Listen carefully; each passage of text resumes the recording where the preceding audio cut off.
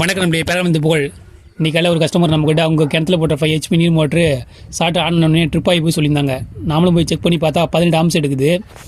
அதுக்கப்புறம் நம்ம மோட்டரோட winding check பண்ணி பார்த்தா நார்மலாக நல்லா தான் இருக்குது.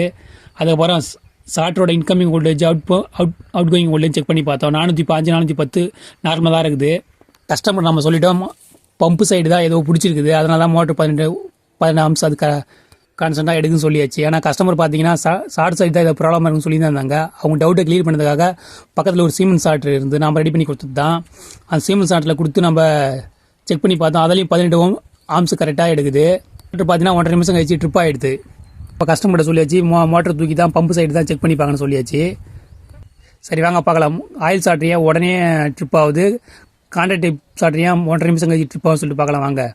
ஆயில் சாட்டர் பார்த்தீங்கன்னா மோட்டருக்கு போகிற அவுட் கோயிங்கில் 3 ஃபேஸ்லையும் பார்த்தீங்கன்னா காயில் கொடுத்துருப்பாங்க. அந்த காயிலுக்கு நடுவில் மேக்னெட்டிக் மெட்டல் கொடுத்துருப்பாங்க. இது ஓவர் கரண்ட் எடுக்க பார்த்து உடனே என்ன பண்ணும், மேக்னெட்டிஸ் ஆகி கண்ட்ரோல் சப்ளையாவை ஆஃப் பண்ணிவிடும். உடனே ஷார்ட் ஆஃப் ஆகிடும். ஆனால் கான்ட்ராக்ட் டைப் ஷார்ட்டில் இருக்கிற ரிலே பார்த்தீங்கன்னா அதில் பயோ மெட்டல் ஸ்டிப் கொடுத்துருப்பாங்க. அது பார்த்தீங்கன்னா கரண்ட் அதிகமாக ஃப்ளோவை பார்த்து ஹீட் ஆகிறதுனால அந்த பயோ மெட்டல் ஸ்டிப் என்ன பண்ணும், பெண்ட் ஆகி கண்ட்ரோல் சப்ளையாவை ட்ரிப் பண்ணி விட்டுடும். அதுக்கப்புறம் மோட்டர் ஆஃப் ஆகிடும். இதனால தான் பார்த்தீங்கன்னா உடனே ட்ரிப் ஆகுது. கான்ட்ராக்ட் டைப் ஷார்ட்ரு 1 நிமிஷம் இல்லை 1.5 நிமிஷம் கழிச்சு ட்ரிப் ஆகுது. நன்றி, வணக்கம்.